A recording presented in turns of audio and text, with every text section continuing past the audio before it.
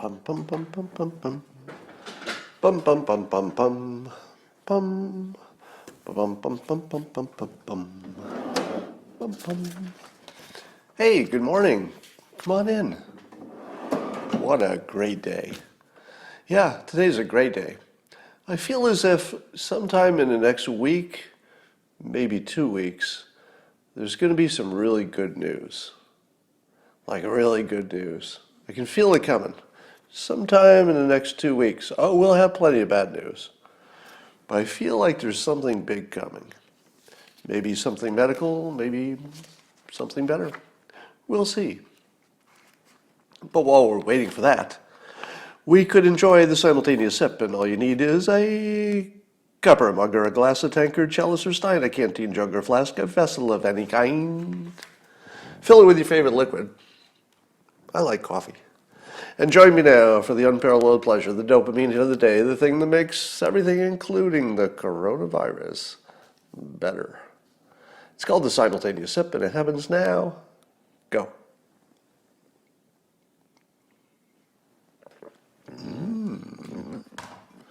Yeah.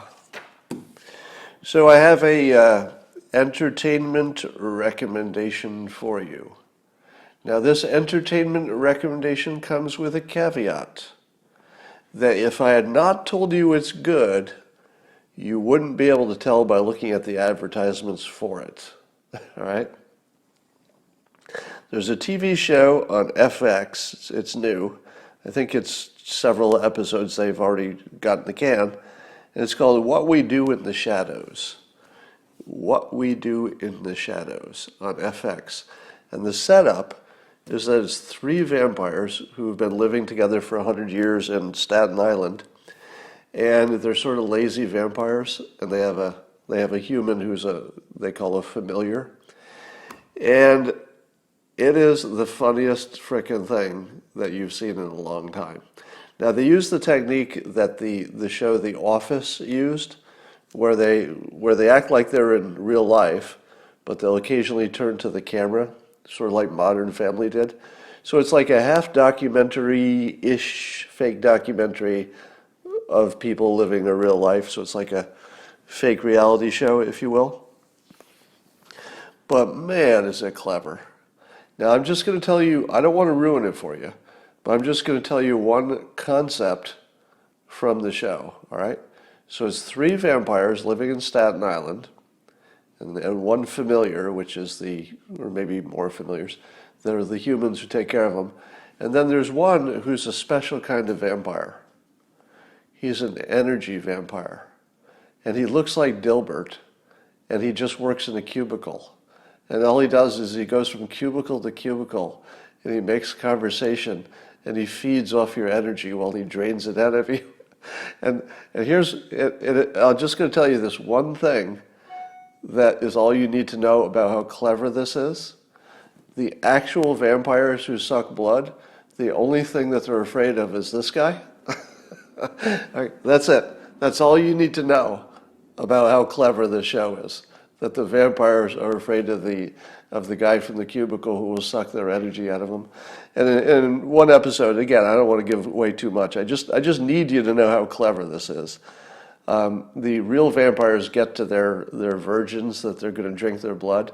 They've captured some human virgins. And they find their human virgins by having their familiar join live-action role-playing groups where he recruits all the virgins for the vampires to suck their blood, because I guess virgin blood is extra good. I mean, that's what I hear.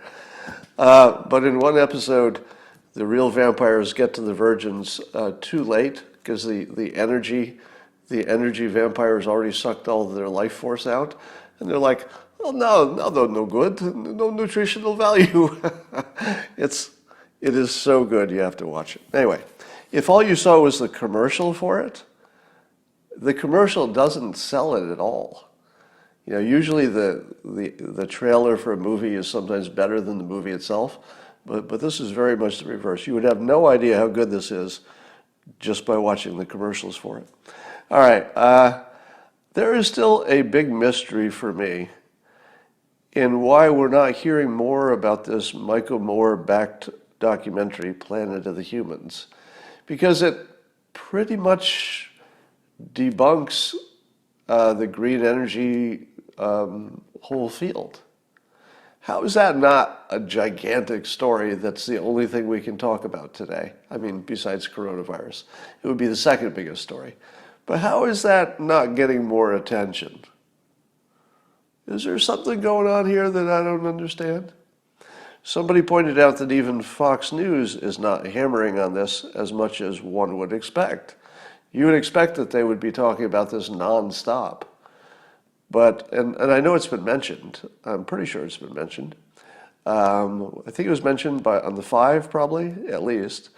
But whether or not it's been mentioned, wouldn't you expect, and it's been mentioned on the website, of course, Fox News website, but shouldn't this be like the main story? I feel like there's just something missing in all of this, and I don't know what it is. One thing missing was, of course, talk about nuclear power, that this, of course, brings up that question. But there's just something going on, and I don't quite understand it yet, about how we're dealing with this story. It could be that people just can't wrap their heads around it. It could be that it's so mind destabilizing to think that Michael Moore may have killed the Green New Deal, because he did. He killed the Green New Deal. It might be that people just can't wrap their heads around it. And so we just talk about the things that are easier to talk about. I don't know. Something's going on. I hear that in phase 1 of the reopening plan that the government has put together, that apparently there were some, friends and lobbyists and stuff who got included in the first phase that gyms could reopen. So gyms would be in the first phase of reopening if certain requirements were met by states. Now, this raises a question, because only one of two things can be true. So you decide which of these things are true. I would like to warn you that if you have children who are already awake, probably not, but they should not listen to this next part. There might be a curse word coming up. I think only one today, so if you want to get past this one, you'll probably be okay after that. But there are certain topics that can only be expressed with an obscene word, and it's coming up. So there are two possibilities to explain why gyms are included in phase 1. Number 1, everything we've ever been told about how coronavirus spreads is wrong. Because that would make sense, right? Because a gym is really a place where people go to breathe hard and expel water droplets in a variety of ways. So if you were to design a place that would have the maximum spread of coronavirus, you'd say, well, I don't know, let's put people in close proximity. We'll make them sweaty, we'll get them nice and moist on their hands and stuff. And then we'll have them exercise hard, breathing hard, and stand close together. Use the same circulation system, and make sure they touch a lot of the same things, all the equipment and stuff. So that's what we'll do. We'll build a system that maximizes the spread. Wouldn't it look like a gym? So here's my swear word coming up. There are only two possibilities for explaining why gyms are in phase 1. Number 1, everything we've been told about the coronavirus is a lie. That's one possibility. Or, number 2, we have achieved new levels of dumb fuckery. Because if there's anything dumber than fucking opening a gym during a pandemic, I haven't heard it.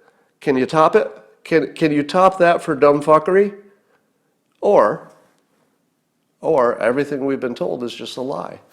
That it doesn't travel through the air, you can't pick it up by touching things that infected people have touched. I mean, maybe.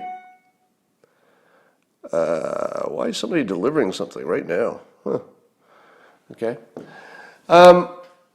So, creepy old guys stay home. Okay. I'm reading a comment. I don't know what that was related to. Now, I am a avid gym goer for over 30 years. I've been going to the same gym. I love the gym. And mine was like a full health club, so it wasn't just gym equipment. There's snack bars and, babysitters and classes and stuff. So I don't think there's anybody in the country who wants gyms to open more than I do, because it's really the only other place I go. 50% of all of my outside the home exposure is my gym. So nobody wants those gyms open more than I do. I mean, I really want the gym open, but I don't understand what's happening. My love of gyms is not independent from my love of understanding what's going on. Either this is the worst idea in the world to have them in phase one, or everything we've been told is a lie. Pick one. That said, if I also believe in freedom, and I also think we've probably reached the point where the country is willing to take the hundreds of thousands of deaths in order to get open. And why don't I just say it out loud? Because I feel like people are just hesitant to say it because we don't want to be bad people. So let me say it out loud. And I'll start it by a special message for the dumb people. So for the dumb people who are listening to this next part, I would be sad if somebody I knew died of the coronavirus. Just so you know that, because otherwise you're going to ask that question as soon as I say the next thing. The next thing is, I don't see any possibility that there's any way to get to the other end of this without killing a few 100,000 Americans. Just Americans. Forget about how many people would die in the rest of the world. But just Americans. I don't see any way to get there. Everything that I see has pretty big drawbacks, won't work, etc. So I'm okay with opening the gyms as long as we're honest about it. If we're honest about it, opening the gyms sort of is the opposite of our strategy of social distancing, right? And if we're gonna open the gyms, just say fuck it. I'm sorry. If we're gonna open the gyms, just open everything. With the exception of maybe large sporting events, or maybe clubs and bars might be special. But if you're gonna open the gyms, certainly open the restaurants, certainly open business, certainly open everything else, and let's just take the price. And a couple 100,000 people are going to die. I don't see a way around that. And if there's no way around it, it is not an adult decision to put it off. If you can't get around it, and delaying doesn't seem to be kicking up any kind of a solution so far, there's a whole bunch of cool things that are on the horizon, but they're still on the horizon. I don't see them running to the rescue. So every day there's a new story of a vaccine that's done earlier than we thought, and they're testing it, and the thing they tried that worked or didn't work. But we don't have anything that looks like a solution. We have nothing correct me if I'm wrong, I don't believe we have anything in the pipeline that reasonably would allow us to open up the economy and also avoid a few 100,000 deaths, right? I don't see anything that would do that, because even if we're really good at testing, it just means we know who got it. I mean, it's not really going to stop it from ripping through the population. So let's be honest about it. It's going to be a few 100,000 Americans are going to die. And for the dumb people watching this, yes, I would be sad if it were a family member. Yeah, in case you're wondering about that. Yeah, I would be sad if a family member died. You hypothetical dumb people. All right, there's a story about Dr. Rick Bright. And because the simulation loves us and wants to entertain us, this doctor's last name is Bright. His first name is Rick, which is, of course, short for Richard. What's the other nickname that people named Richard have? Sometimes they're called Rick. Sometimes they're called Rich. Sometimes Richard. Sometimes Dick. So Dick Bright, he issued a statement saying that, talking about how he was removed from his position as director of the Biomedical Advanced Research and Development Authority and the HHS Deputy Assistant. Okay, it's all too boring what his job title was. But he says that he was removed because he kept saying that hydroxychloroquine should not be promoted because it was not had not gone through the proper testing for effectiveness more than safety, I would think. And he was demoted, or basically moved to another part of the government where he would be less trouble. And this story was presented as though he was sort of a whistleblower. They didn't use that word, but it was presented that way. He's sort of a brave whistleblower who's complaining about how his expert advice was not being taken seriously and he was demoted for it. But I read his story. I mean, I only read his side of the story without even seeing the other side of the story, which is even worse. Just reading his side of the story, I concluded I would have fired him. I mean, I don't even know if I would have reassigned him. I think I would have just fired him, because everything about this guy looked like he was quite a Richard, if you know what I mean. And he looked like he would be impossible to work with. And he seemed to think that it was his decision about risk management, where I remind the world that risk management is the boss's job. Risk management is not the expert's job. The expert is to inform the boss of the risks if you do this or that. They're information. They are not in the risk management business directly. It's the boss. The boss in this case being Trump. And if Trump decided that everything he'd seen made a good risk management decision to, let's say, promote the hydroxychloroquine, presumably in combination with azithromycin and zinc, because that's when, at least anecdotally, that's when it seems like it works. If the president made a risk management decision, it's his to make. It might be right, it might be wrong, but it's only the president's to make after he's gotten input. And you have to fire people who don't understand that.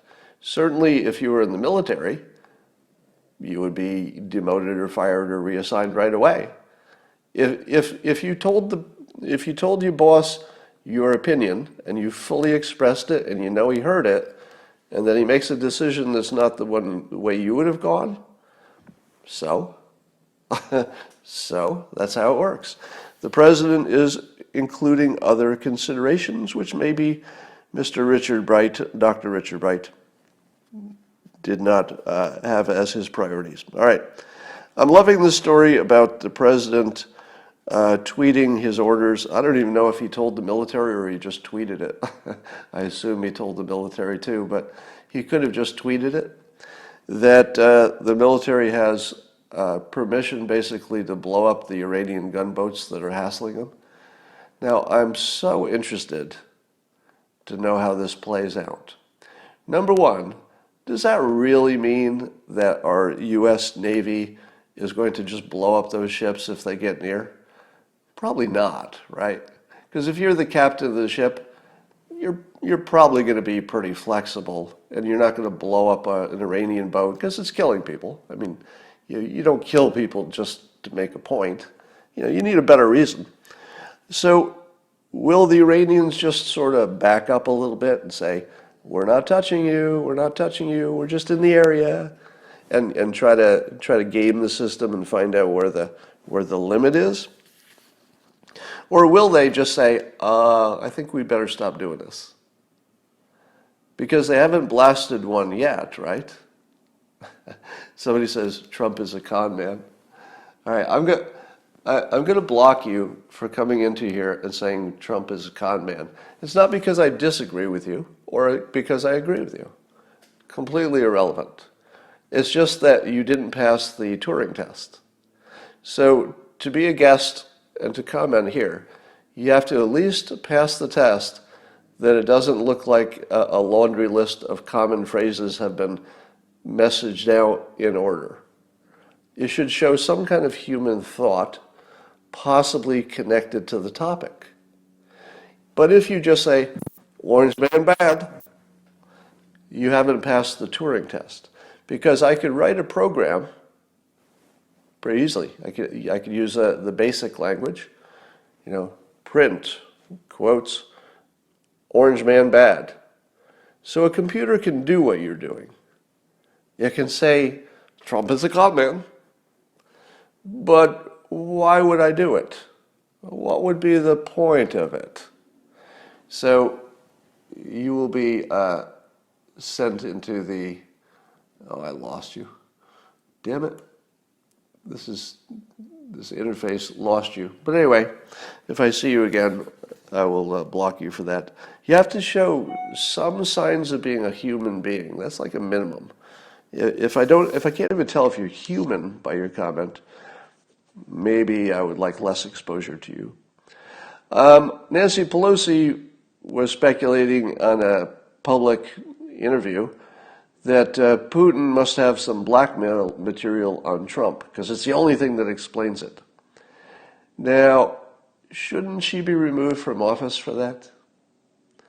I would say that if the Speaker of the House speculates publicly without any evidence, no evidence, and she doesn't even claim she has any, that the President of the United States is actually being controlled by a foreign government, shouldn't you be removed from office immediately for speculating that? Now, if she had evidence, of course we want to know. Like if Nancy Pelosi had some evidence that Trump was being blackmailed by Putin, yeah, we want to know. But if she doesn't have evidence, she should be immediately removed from office for saying something so insanely dangerous during a crisis. Immediately, what is the process for that? Is there some process for removing a Speaker of the House from office? But that should be started. All right. So Fox News is reporting that in 2012, it was first reported in 2012, so this is a story that's sort of been around for a while, that Joe Biden was Osama bin Laden's preference for president. So apparently the reporting is that we have some intelligence that bin Laden was trying to get somebody else in Al-Qaeda to assassinate President Obama when he was flying over to the Middle East, I guess, and also Petraeus, and that bin Laden, his reasoning was that he really wanted Biden to become the president because Biden is, quote, totally unprepared for that post, which will lead the U.S. into a crisis. So, I don't know if any of this is real. Do you? Somebody says Bitcoin is surging. Really? Let's see what Bitcoin's doing. It's surging so much. Oh, it's surging 6%. Okay. All right. So, I have to tell you, I made a investment decision several months ago based on an 11-year-old. So an 11-year-old was telling me about Snapchat, and when I saw the new feature that they'd added Snap Maps, where you can see all your friends and chat with them and stuff, and then you listen to an 11-year-old and they'll tell you it's the only app they use. I mean, they use TikTok and stuff, but for communicating, it's basically Snapchat. So I bought stock in Snapchat, and they went up 32% yesterday. So they're doing something right. So I got lucky on that one. I don't tell you the ones where, if I only tell you a stock that did well, don't assume that's my only stock I bought. because, buying individual stocks is a fool's game, and you should only do it for, I don't know, entertainment or if you have some special knowledge about a company. But generally, it's a bad idea. I just got lucky on that one because I took advice from an 11-year-old. I literally took that advice from an 11-year-old. So the story about Obama wanting Biden to be president, who knows how true that is, but it's a funny story. So I woke up in a sort of a combative mode this morning because, we're all having this Groundhog Day feeling. It feels like every day you wake up and it's just more stories about this or that therapeutic works or doesn't work, this or that state is doing better or this or that, comparing something that shouldn't be compared. And so it's making me a little crazy about how bad we are as a society in making decisions. And the decisions that we make most of the time are not going to end civilization if you get them wrong, most of the time. But the decisions we make this year with the coronavirus could actually, end civilization on Earth, I suppose, if you did the worst case scenario.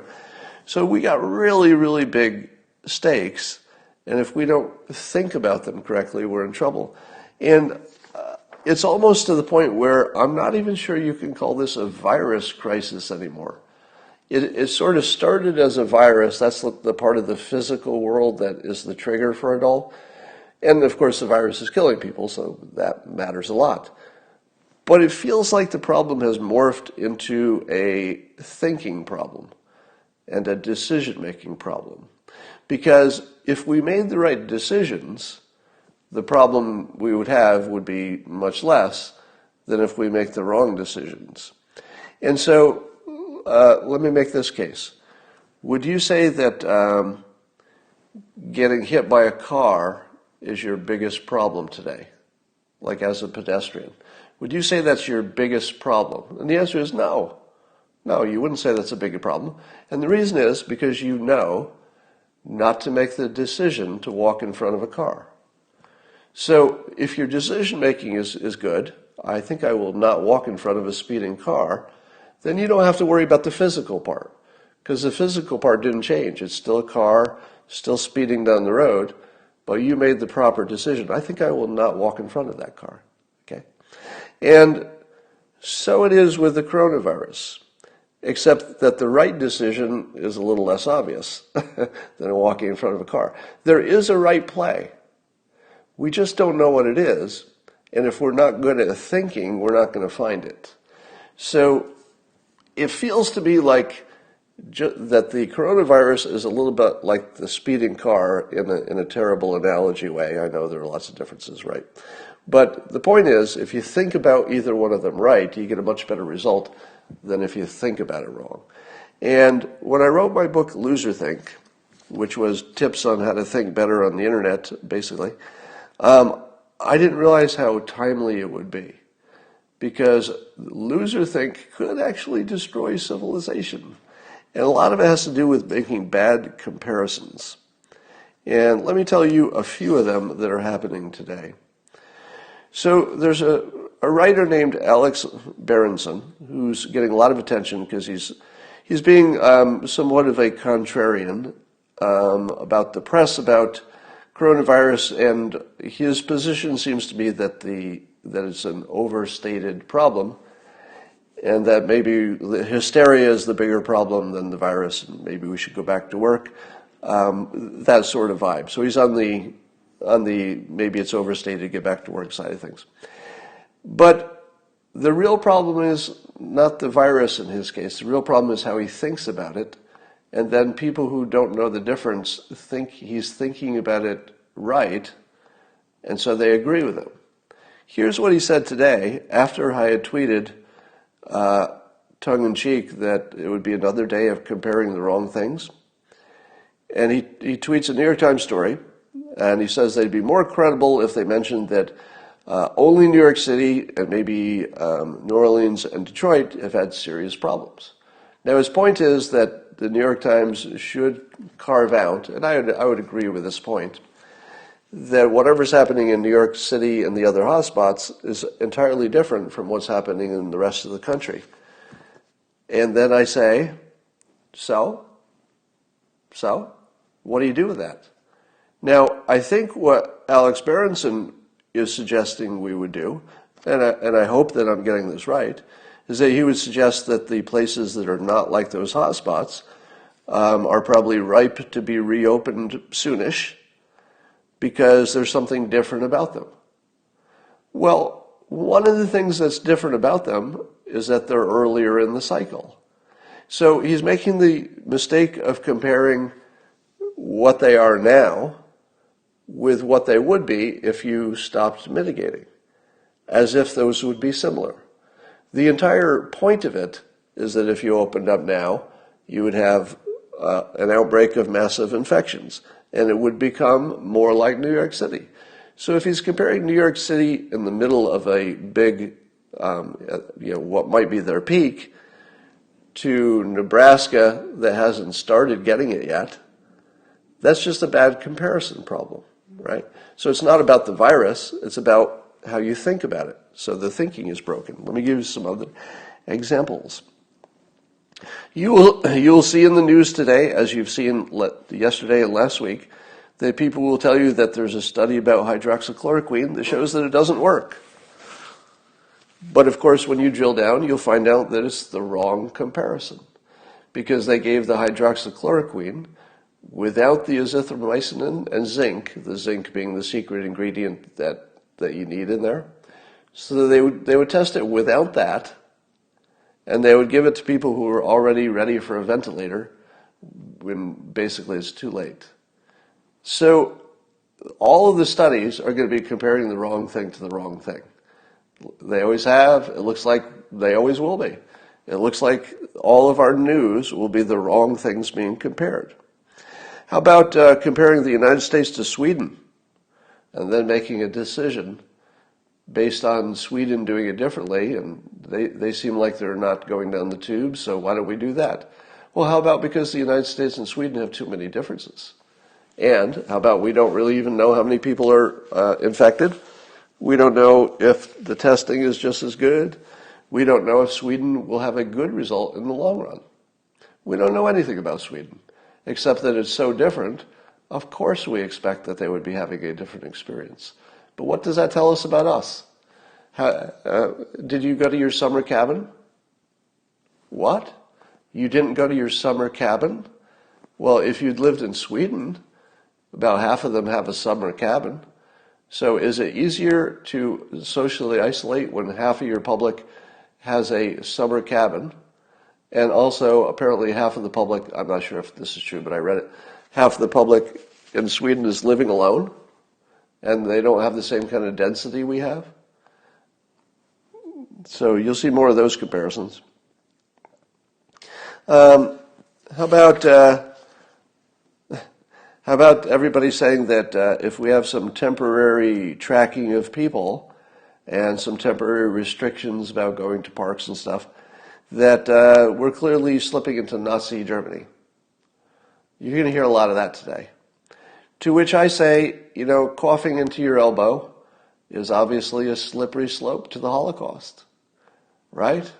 Because coughing into your elbow is just giving in to the fascist demands of your overlords, because you want to cough in the air. You just want to go, kuh, kuh. You don't want to be told you got to cough into your elbow. Because if you start giving in on the little stuff, and it's like, okay, I'll cough in my elbow, that's not a big deal. The next thing you know, they're going to be tracking you, and then after that, they round you up and they murder you. It's obvious. Boop, boop, boop. ABC.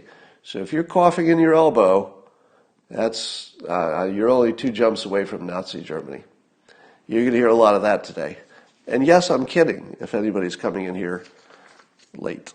Now let's also compare Trump's diplomatic public statements about President Xi to how you and your friends would talk about President Xi in private. Because if you were in private and it was just you and your friend, you'd probably say something like, Well, that Chinese government is a murderous regime, and President Xi is a terrible dictator, and he's taken the organs from dissidents, and he's rounded up Uyghurs and put them in prison camps, and he's killing Americans with fentanyl. That's what you'd say to your friend. Yeah, you'd say that quite honestly to your friend, privately. But if you're the President of the United States, and you're trying to avoid economic meltdown, you're trying to avoid a nuclear confrontation, how might you talk about the person that you need to negotiate with? Might you be polite? Yes, you might. Might you be respectful even if you don't feel it on the inside? Yes, you might. So let us not compare how the president treats Putin in public, or President Xi in public, or Kim Jong-un in public. Let us not compare that to how you would talk privately to your friend about these same topics. Bad comparison. Are hospitals anywhere overwhelmed? Okay, so that's an example of loserthink. I won't call you out, but whoever said, are hospitals overwhelmed? You know what's wrong with that, right? You know you're comparing places that are experiencing, the peak with places that are predicted that they would have a peak if we had not already done mitigation. So when you say to yourself, here's a little, oh God, I don't want to insult my audience, but I kind of have to, because there's so many of you who have the same feeling. I'm going to insult you for utility, okay? I wouldn't do it just to be mean, and I wouldn't do it just because I'm in a bad mood. I'm going to insult you, some of you, not all of you. I'm going to insult some of you so it'll hurt a little bit more when you say things that don't make sense. I'm going to add a little pain to it. If you've ever said in the last week, hey, hospitals in parts of the country are not busy, you're being fucking stupid. Okay? Because you're comparing a full mitigation scenario where, honestly, we can't predict exactly the week that something would be overloaded. We just know there was a risk, and so people over-prepared. If you don't understand that being over-prepared doesn't mean you did it wrong, do you not understand that? That being over-prepared probably means you erred in the correct direction, because we didn't have the option of hitting the nail on the head from 1,000 yards away with a BB. If we could hit the nail on the head from 1,000 yards away with a BB, every one of our hospitals would have just the right amount of capacity. Just right. They'd be operating 75% capacity, 25% left over just in case. Man, those hospitals would be nailing it if you could shoot a BB 1,000 yards and hit the top of a nail. If you could do that, then it would make sense to wonder why the hospitals are so empty. But if you're wondering why the hospitals are empty and you think that that means that the flu is not so bad, the virus is not so bad, that's fucking stupid. It's fucking stupid. Don't ever say that in public if you don't want half of the people who hear it to think, oh my God, why is he comparing the hospitals who couldn't possibly know what was going to happen? Why is he angry that they over-prepared? Now, wouldn't it be better if they prepared exactly the right amount? Yeah, it would. It would be better. How could they know that? How could they possibly know that? They couldn't. So they over-prepared. Should they maybe look to correct a little bit? Oh, I would think so. And I think some are. I think some of the hospitals are saying, hey, we overcorrected. Maybe we should do some more elective surgeries, at least until things look worse. Maybe the mitigation is working better than we thought. But man, if you're comparing those empty hospitals to, if you're saying that the empty hospitals tell us that's the reason that it's okay to open up the country, you're not understanding anything. You really are not understanding anything. All right. So, sorry, I didn't mean to be mean, but somebody has to be mean to the people who are looking at the empty hospitals and declaring that therefore it's no worse than seasonal flu. That is such broken brain thinking that needs to be expunged from the conversation. Do you feel it is an unsolicited panic? I don't know what that means. That could cause a famine due to the supply lines restricted. Well, panic can cause problems, yes. So let's shut the country down with bad information. Have I ever taught you about so here this user is saying in the comments, so let's shut down the country with bad information? I actually wrote a book, 2 of them actually, I mentioned this, that when you start the sentence with so, at least on the internet, everything that comes after so is just your own imagination. It's not something that ever happened. So this user is saying, so let's shut down the country down with bad information? Did I suggest that? Did it sound like I suggested let's use bad information to shut the country? Is that what you heard? Because you need to check your thinking. If you thought that I was suggesting, hey, let's use bad information and shut down the country. That's what you heard? How about we don't know what's going to happen in the future, so sometimes it's better to over-prepare. That's what you should have heard. And nobody can be exactly right in knowing how much to over-prepare, because the models are not that accurate. We don't know how well mitigation would work. And maybe you adjust. It's probably time to adjust. But it cannot be said that it was a mistake. How about comparing President Trump's performance to that other president that you imagine could have been the president who has the gift of ESP, and unlike President Trump, who's a normal human being, who can't see the future, especially in the fog of war and a brand new situation in which even the models and the experts look like they're just guessing. Compare that and Trump's terrible performance as a regular human being to what we could have had. For example, we could have had a Joe Biden, we could have had a Hillary Clinton, and they have the gift of hindsight, meaning that if they know what happened in the past, they can also know what will happen in the future. It's an amazing power, and regular humans don't have it. But they could have made all the right decisions. And why can't we have one of them? Why can't we have a magic president? I mean, really, why did we make such a big mistake and elect a human president with the inability to see the future, the inability to make all the right decisions when there's no data that is reliable? Why can't we get the president who's magic? I mean, every time I look at our normal human president, I'm so disappointed in him not being magic, when it's obvious we could have had a magic president who would know what to do even when it's unknowable. Come on, give us a magic president. All right, well, I feel like I'm exhibit A of how this lockdown is not good for our mental health. Are you having the experience where you'll have bouts of anger? And the anger doesn't seem to be necessarily related to what's happening around you.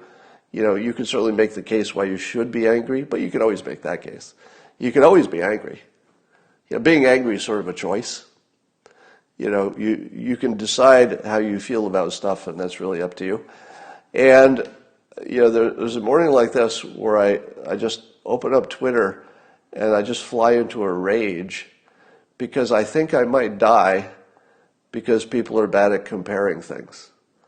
And I've always thought that, you know, we're all going to die, right? Well, I mean, I might be immortal in the sense that I'll become a computer entity someday in the cloud. But my physical body, you know, it's going to die. And one of the things I think about is I don't want to die in a dumb way. You know, imagine one of the reasons I'm not a rock climber is because what I think about, if I think about, that dangerous job of being a free rock climber with just your fingertips and, there's nothing holding you up there. What I think about is if I slipped and it took, let's say, 10 seconds to reach the ground to my death, and as I was falling down, I'd be thinking to myself, why was I so stupid? I shouldn't have been a free climber. I'm not good at this. And then I'm dead. And the part I worry about is not the dead part. The part I worry about is that 10-second fall where I feel so disgusted at myself for being so stupid to think it was a good risk management to climb rocks when I'm sort of not good at that, right?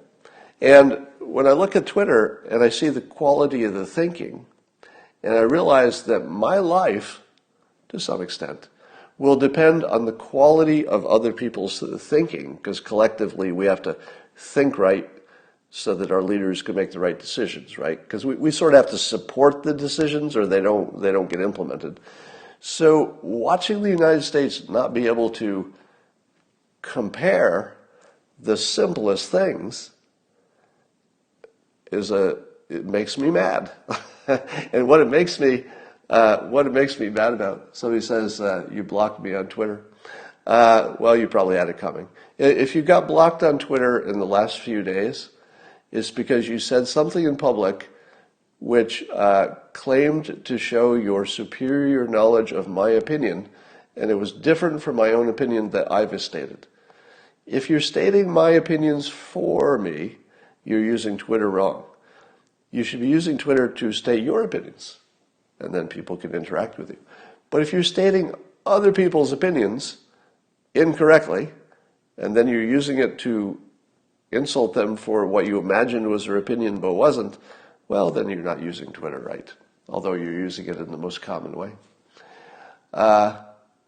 Somebody says, you're in a rage because your amygdala, my amygdala is swollen. Maybe so.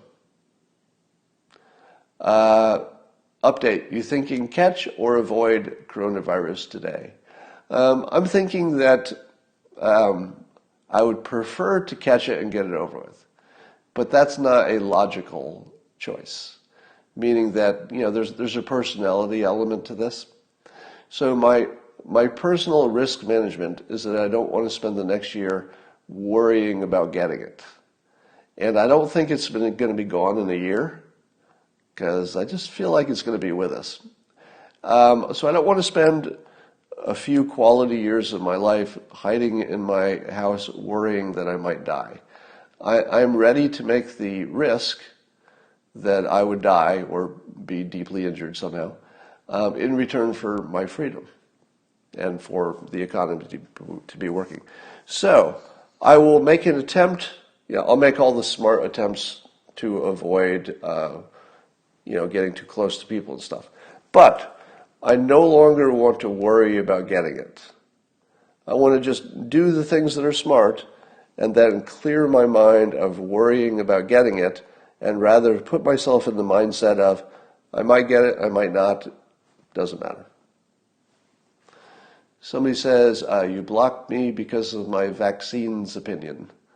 Yeah, I would block somebody for a vaccine opinion. That sounds like something I would have done. If I blocked you for a vaccine opinion, it means that I thought your opinion was literally dangerous. Doesn't even know, I'm no vaccine expert, but if you were making weird claims about Bill Gates using vaccines to conquer the world or something like that, then I blocked you. Yeah. If you made any kind of a vaccine conspiracy theory, I blocked you. Now, I do have some sympathy or empathy. I guess I agree with the anti-vaxxers up to a point. So the anti-vaxxers who say, hey, we haven't really tested all of these vaccinations in combination. We've only tested them individually, but we give them in combination. And it might be too much for the body to handle, blah, blah, especially if you give them to children.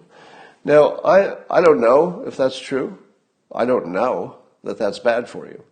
But it certainly raises the question. If if the entire point of medical testing is that you want to test things because you don't know, you don't know.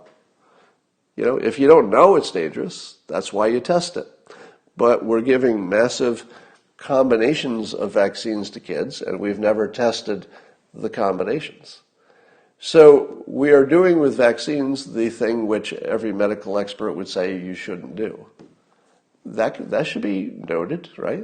That's just an objective statement, that there's a standard in science, there's a reason for the standard, and it is flagrantly being not done. Now, it could be, and I think this is probably the argument, that there's no way to do it. Because in order to test the combination of vaccines, wouldn't you have to not vaccinate a certain number of children? Because you'd have to test children. They're the ones who get the vaccines. If you tested adults, you wouldn't really know. Could be different. So, we have a situation where we probably can't ethically test, but we also can't know if it's safe without it.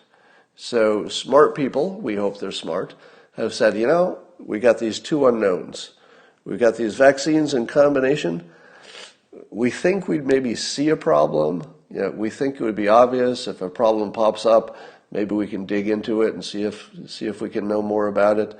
But we think that overall, it's sort of a best professional guess that you're better off doing this, even if it does cause some problems. You're better off doing it. And we can't test it. We wish we could, but we think this is the best risk management reward. I could see why we got in this situation. No vaccine has been double-blind tested. No vaccine has been double-blind tested. I think I've heard that claim before. But we can tell that we don't have measles, right? What we can't tell is if there might be some new kind of health problem that got introduced from vaccines and we thought it was from something else. Somebody says, sorry, that's Dunning-Kruger effect. What is? You'd have to be more specific. Vaccines are liability-free. Well, shouldn't they be? There's a reason that governments are liability-free, because governments have to make decisions that kill people. But if they do it right, they're making decisions that save more people than they kill. So there's a reason that governments can't be sued for a lot of stuff. And the governments are sort of the ones who are behind vaccinations. So it does make sense to me that vaccine companies could not be sued, or they have a special court. That does make sense. Because otherwise there wouldn't be any vaccines. So if you have one, you need the other probably. I'm going to throw out a concept that I kept throwing out earlier, and I couldn't get anybody to agree with it except on social media. I've never seen anybody in the government or on TV arguing this, and it goes like this. Why are we opening by zip code? Is there any argument and or model or experience that would tell us that opening by physical location is the way to do it? Because wouldn't it make more sense for everybody who has an individual situation that's low risk to open up no matter where they are? I mean, is there a reason that the safest situation in New York City can't open today? If it's the safest situation? Now let's say the safest situation is let's say it's a store vendor who already has recovered from coronavirus. I'll just give an example. Has been tested for antibodies, wears a mask, and doesn't touch the food or whatever it is. Is there a reason that person can't open up? I mean, there's no customers, but besides that.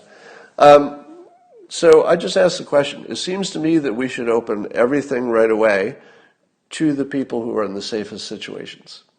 And that we could probably just discourage people who are in a bad situation from going to work. Half of them would go to work anyway, because they just want to take the risk, or they need the money, or whatever. And the other half would probably say, yeah, because I can stay home a little bit longer, I think I will. I think I'll ride this out a little bit longer.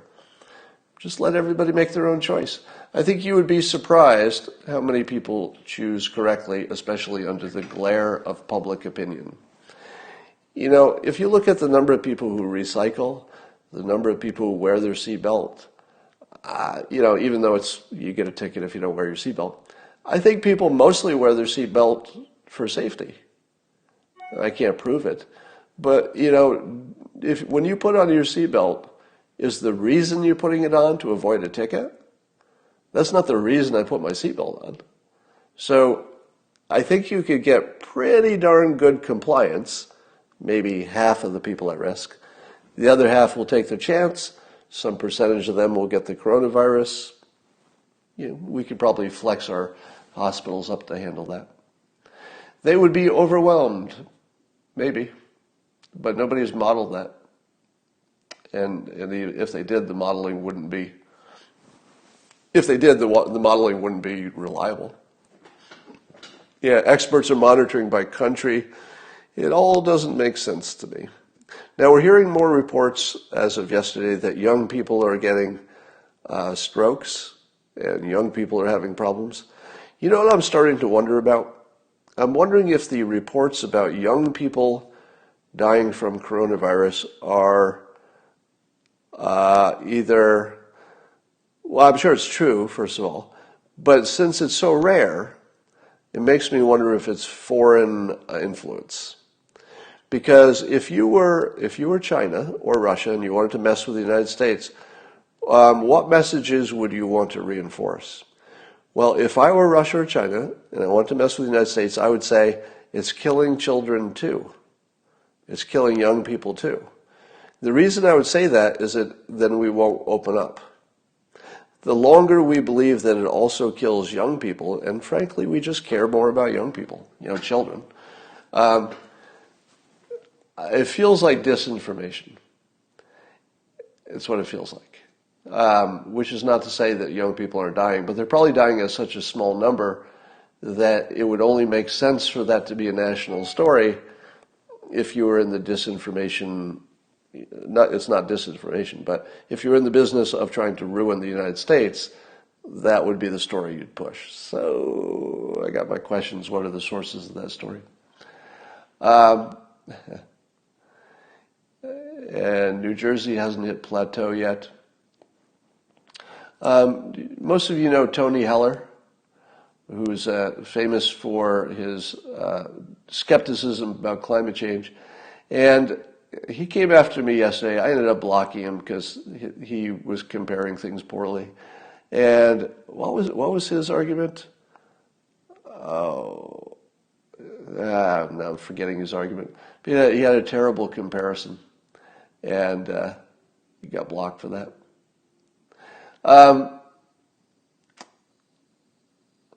Elizabeth Warren's brother has died of COVID? Did that really happen? Well, that still hasn't satisfied my, somebody in the comments said that. I don't know that that's true. Somebody says the asthma vulnerability was debunked by Washington University School of Medicine. I would love to see that link because I have a suspicion, I think that's the reason you told me that, is that I'd expressed a suspicion that asthma wasn't the problem that people said it was. And the reason that I'm suspecting that, and certainly don't take your medical advice from me, that's your warning. The reason I suspected that is that the way the lungs were responding under coronavirus was weird, meaning that their oxygen level could be down to 50 or 60, and they could still be walking around when they should be dead.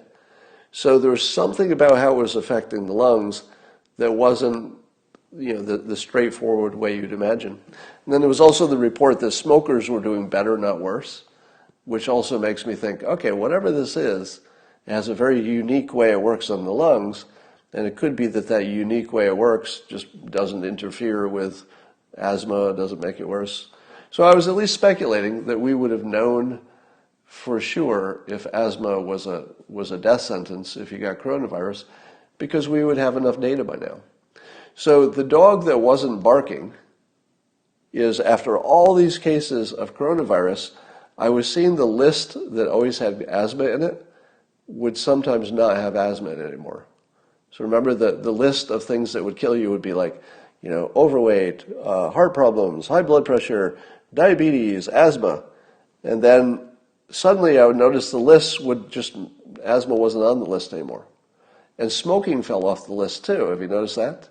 Remember in the early days, smoking was, if you're a smoker, you're pretty much dead. And then apparently that's not the case, right? We don't have confirmation on that. But there was that one study that said that smokers actually did better than non-smokers. Could be because the smoke interferes with the ability of whatever to get into whatever. So it could be just an oddity.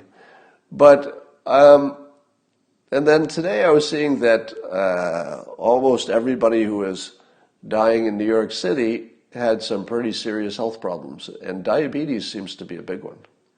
So diabetes is sort of moving up the charts, along with heart and blood pressure problems. So it's starting to look like diabetes, weight, and cardiovascular are the biggest risks. Somebody says you have a blood oxygen saturation of 60? Wow. I didn't know you could survive that in normal situations. Somebody says 10,000 deaths in the U.S. are from nursing homes. Yeah. So if it turns out that smoking and asthma are not actually the death sentences than we thought, I'm really going to want to open up the economy even more than I do.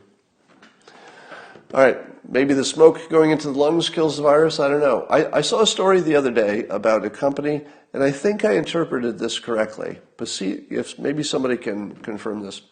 I thought it was a company that was developing a far UV light that kills viruses that would actually be like a ventilator that you would stick into the lungs and then turn on the light. And the idea was that the UV light, literally shining in your lungs, might kill enough virus to give your immune system, a little bit of a boost, on its own. I mean, it wouldn't boost your immune system. It would just let your immune system do what it was. I don't know that vaping is good for you. Something tells me vaping is a whole different situation. Insulin receptors, somebody says, is the issue. All right.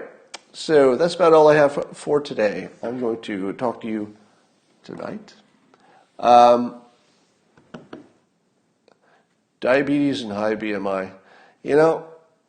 I say open up the country to everybody who is under 60 and doesn't have heart problem or diabetes. Let's just go for it. I'm ready to just go for it. Now, of course, maybe the hot spots need to do something differently. But in my neighborhood doesn't seem to have a problem.